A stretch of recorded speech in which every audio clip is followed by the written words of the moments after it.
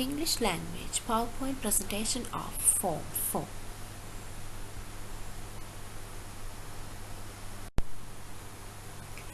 Disabled by Wilfred Owen. Page numbers are 2282, 231. So dear students, during the lesson you will learn about the life of a soldier before and after the war, how people react towards the incidents in life, form, structure, techniques, etc. of the poem. Finally, how to answer for a set type question properly. Okay, dear students, in this slide you can see there's a picture of the poet Wilfred Owen. He is with his uniform as he was a soldier himself. You can see in this picture he is with his uniform.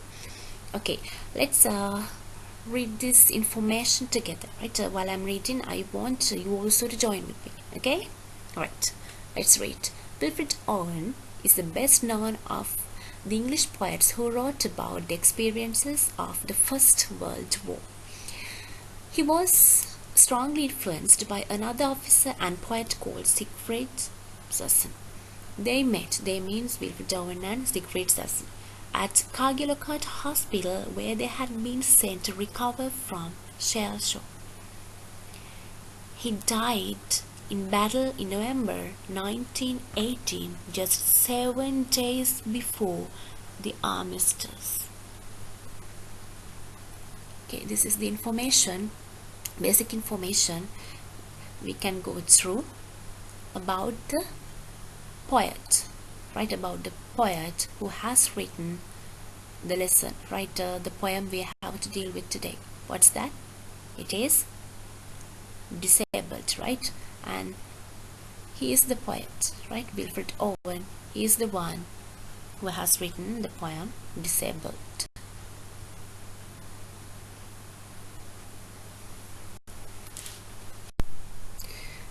Okay, dear students, what is this? Yeah, poem in brief for a better understanding. But I don't want you to read it now. Okay? I don't want you to read it now. What do you have to do then? But you have to keep a pause first. Okay? You have to keep a pause first and take out your book. Then turn the page 228 there, and you have to go through the poem once. Okay? You have to refer the poem once before reading this, because I want you to evaluate yourselves first. After reading that, you can evaluate yourself, thinking that whether you can understand what is mentioned in the poem. Okay, if you fail in first trying, don't worry, read it again, right? Then after your second reading, right, after your second reading, you have to come to this slide and read what has been mentioned there, right? In this slide, right? And here also the rest of the information of the poem, it is there, right? Now I'm not going to read this, right? I told you what I want you to do. Therefore I hope, though you can't see the teacher, right, you will follow the given instructions. Okay, let's move to the next one. Okay, in this slide we have to deal with form and structure of the poem Disabled. As you can see, this poem Disabled, it is divided into two parts. The first one is reminiscent about the life, right? Here soldier, right, this disabled soldier, he remembers the life before joining war.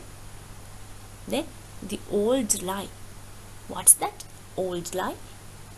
Is there such a life? Huh? You also may have such a question. There's, right? There's a lie like, right? There's a lie like the old lie. Okay. But don't forget, right, that is related to the poem disabled, right? When we go through the poem, you can understand, right, what the lie, right, what the lie he used there. Okay, the third point is life after joining war. What kind of life, right, what kind of life he has got after joining war, we'll see, right? We'll see it when we talk about the poem in detail, right? Okay, next point is life after the war. Now here it talks about what has happened to him after the war, right? He has been disabled and cannot return to the life before being a soldier. Can you understand what has been mentioned here? I can't hear. Say louder, yes or no? Yes, I can feel. You all are saying yes. Okay, good then. Let's move to see what is there in our next slide. Yes.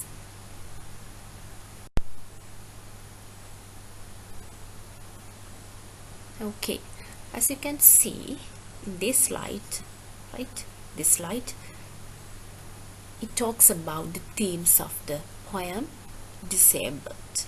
Okay, you have to read this with me. Let's start, right? 1, 2, 3. Okay, let's read.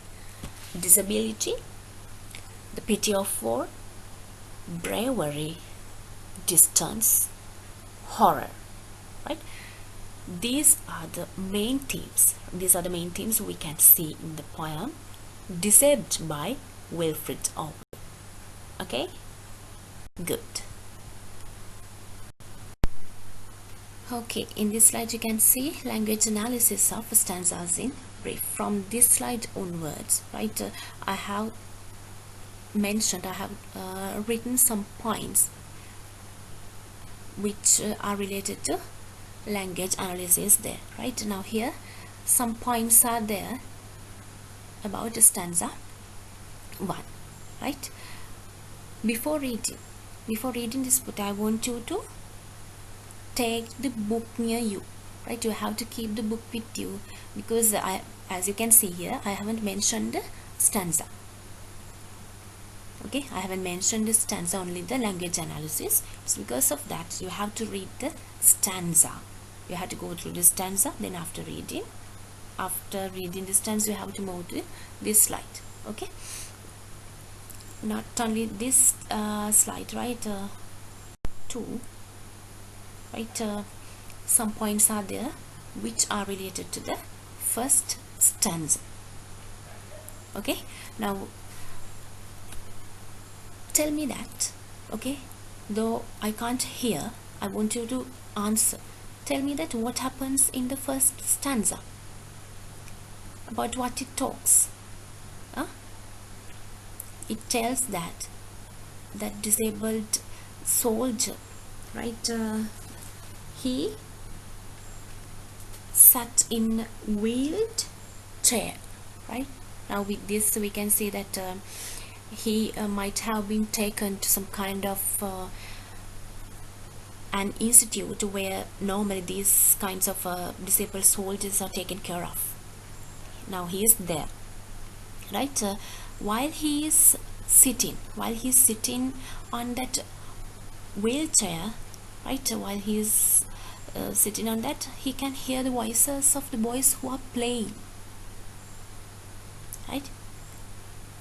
Now his situation is miserable because he can't walk, right? He is legless, but he can hear the voices of the boys, those who are playing. Okay, is that clear? Right, now here read this second point. Here there's a word, right? I'm talking about the word, starting word of this second. What second? Is that a line or a sentence? This is not the poem, right? This is the meaning, right? This is the meaning. It's because of that this is a sentence. CAESURA. It is pronounced as caesura, right? Zezura. What's the meaning of that? Here, Zezura emphasizes disability. Then what is Zezura there? Zezura means, right, breaking of the line. Now let's move to this book. Right, you can see there, right, in the first stanza, right, first stanza, third line. Okay, legless, sewn short at elbow. Right, you can see after the elbow there's a full stop. Then after that there's another part, through the park. Now this line, it has been divided into two parts with this what's the punctuation mark? With this full stop. It's because of that we have to say that now using Zezura is also one kind of technique. Okay, it's because of that we have to say Zezura. It is used in the third line of the first stanza. Okay, is that clear? As I told you, when you go through these explanations, right, I want you to refer the book. Okay, you have to go through the relevant stanza and read it. Is that clear? Is that clear? Okay.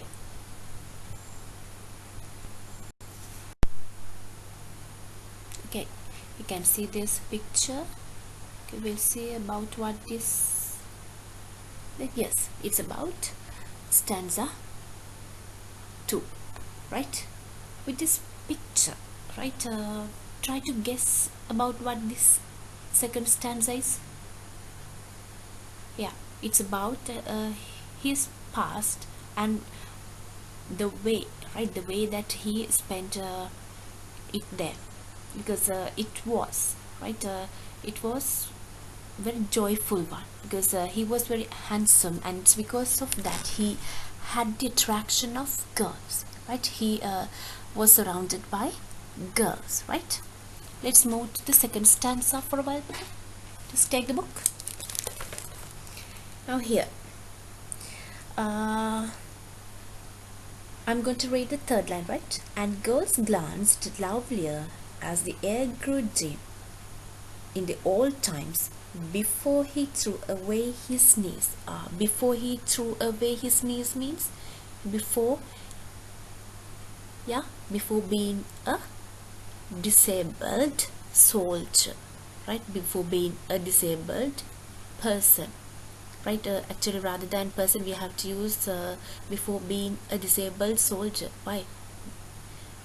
He had to face, right? He had to face this fate. It's big fate. He had to face to this fate, destiny. It's because of that war. It's because of that being a soldier. Is that clear? Yes or no? Good.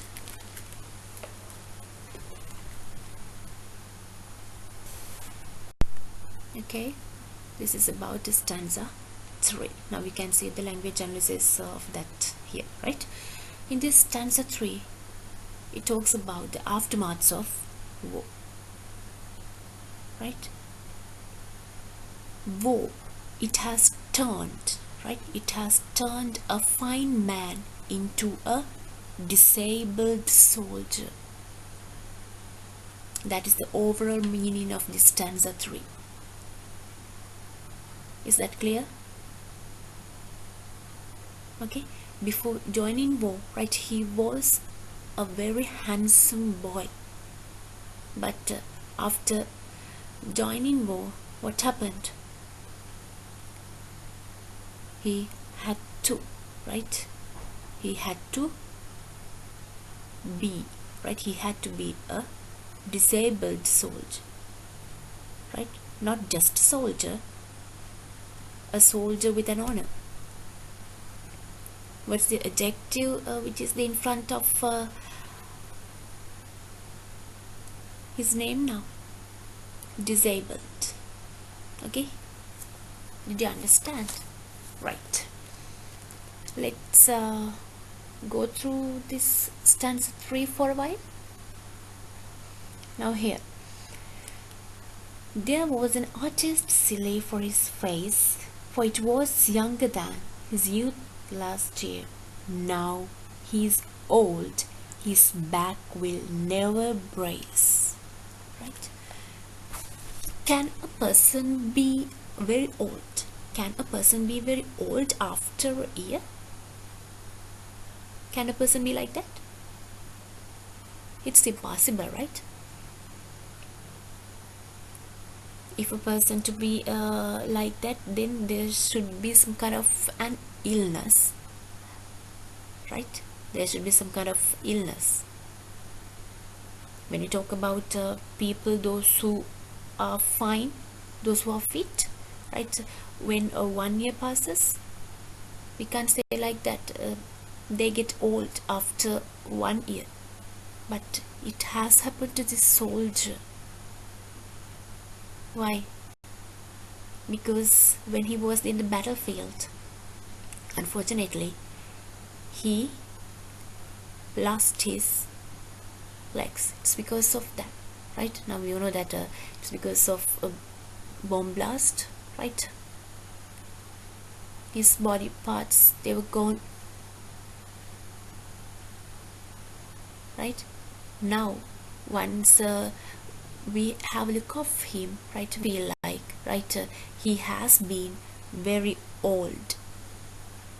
The youth he had before joining war, now it can't be found anywhere. Is that clear? That's why I told you at the beginning of this explanation, right, of this stanza 3. That's what I told you. In this stanza 3, it talks about the aftermaths of the war. Okay, right. Okay, this slide, it is related to stanza 4, and you can see there's a picture of a football player as well. With this, you can have some kind of hint about what this stanza 4 is, right? In this stanza 4, it talks about what he did before he joined war there. Simply we can say before he being a soldier, right? He was a football player and he was considered as a hero. Why? What's the reason? Because he was very skillful in playing football, right? When he fell, blood was there on his knees. By that time, he didn't worry about that. He considered it as, right? He considered it as a badge of honor. But when he was there in the battlefield, by the time he lost his legs, the thoughts he had by that time, it was totally different. Okay, now see the difference of having blood, right? See the difference of having blood on knees while he was playing football, and when he was there in the battlefield, and by the time he lost his legs. Is that clear? Right.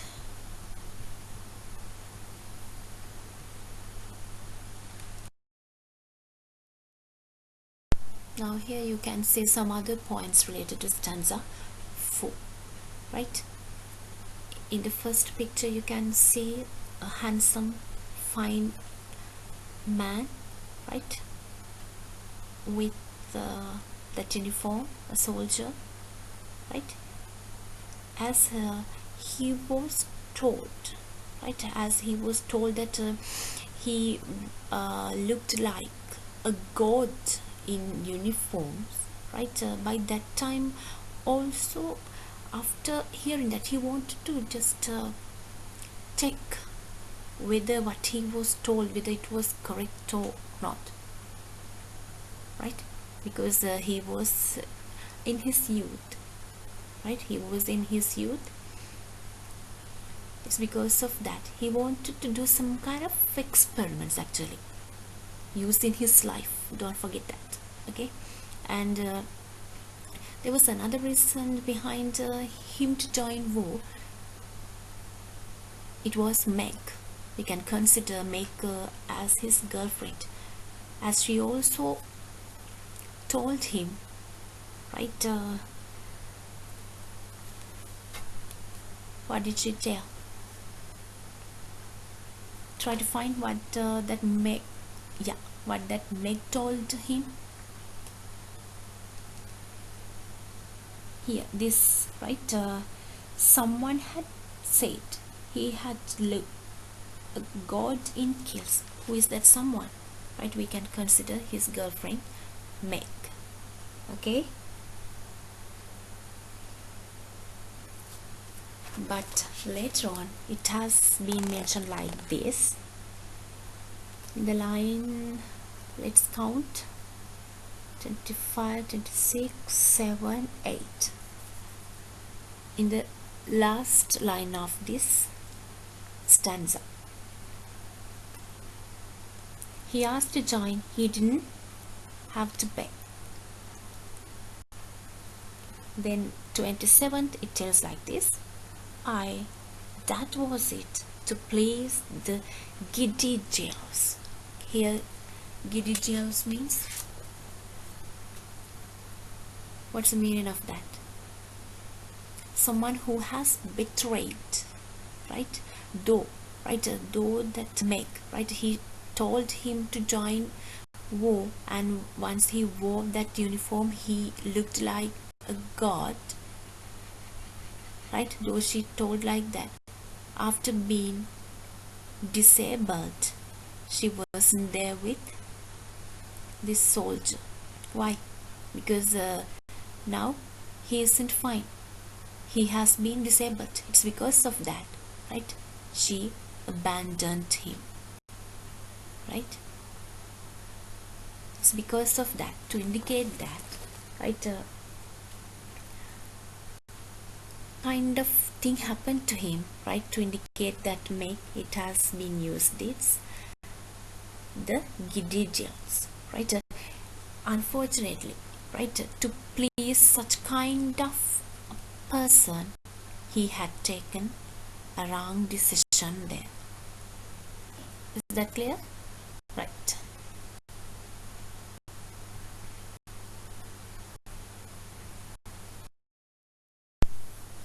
Okay, now we are in the explanations of stanza 5. Right, here it talks about how he joined war, right? He lied there. What was the lie? Let's move to stanza 5.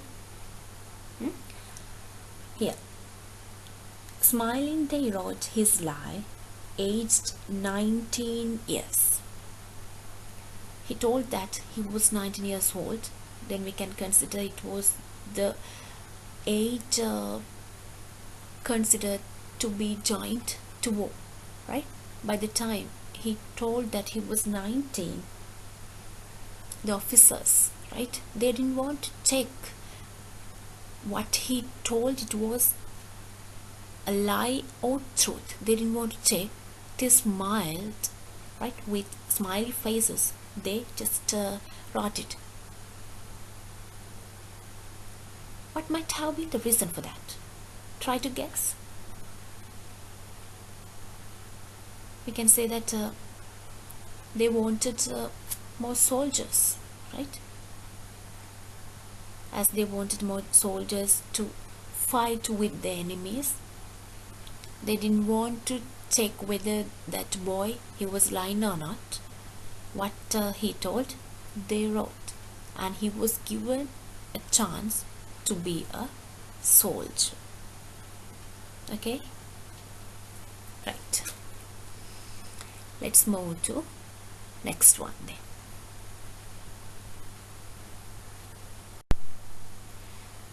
Yes, this is about stanza 6. Now when you go through your book, you can see that the stanza, it's very short. It shows the contrast, right?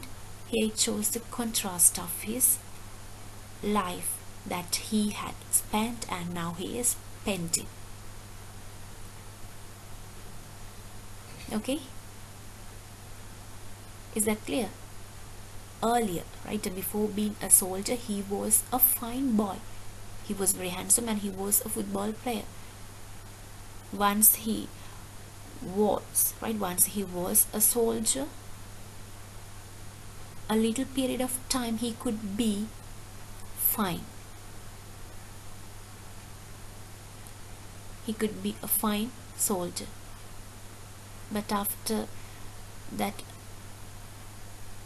unfortunate incident, right after facing a bomb blast, now he has been a disabled soldier. Okay, right.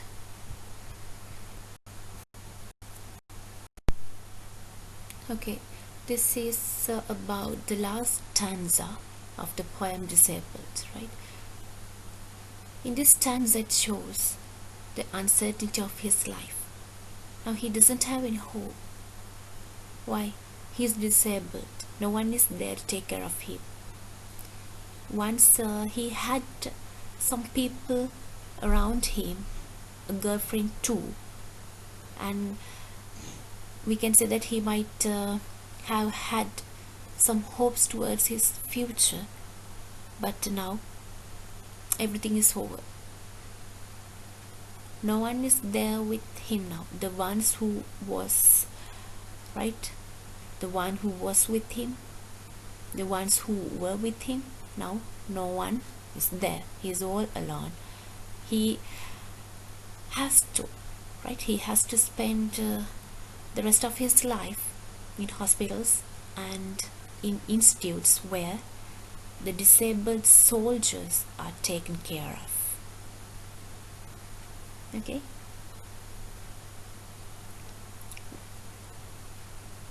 did you understand this stanza? Not only this stanza, about the whole poem. Did you understand it? If your answer is yes, I'm very happy about my teaching and you all as well. Why? If you say yes, if your answer is yes, it means you have understood, right? You have understood the lesson well. Okay, good. Okay, in this slide you can see there's a sample question and an answer for that. Let's go through it quickly. The question is, show how the poet contrasts life with the subject of the poem before and after the incident. The answer is like this, right? When you're also going to write answers for these types of questions, your answer, right, it should be like this. Okay, once they are, say, type questions and answers, right, you have to make your answer lengthy. Okay, let's read. Disabled by Wilfred Owen is a poem about a young man who is disabled during the First World War and shows his life changes for the worst afterwards. Before the war, he is a fit young athlete, popular with girls and good looking. Afterwards, he is confined to a wheelchair. He depends on nurses and ignored by the girls and other people. Okay, that is the answer for the question. Okay, activities you have to do. In the first one, you have to write an article. Second one, how does Owen's diction create a picture of a handsome, healthy young man? The third one is answer the exam style question on page 231. Okay, dear students, bye for now then.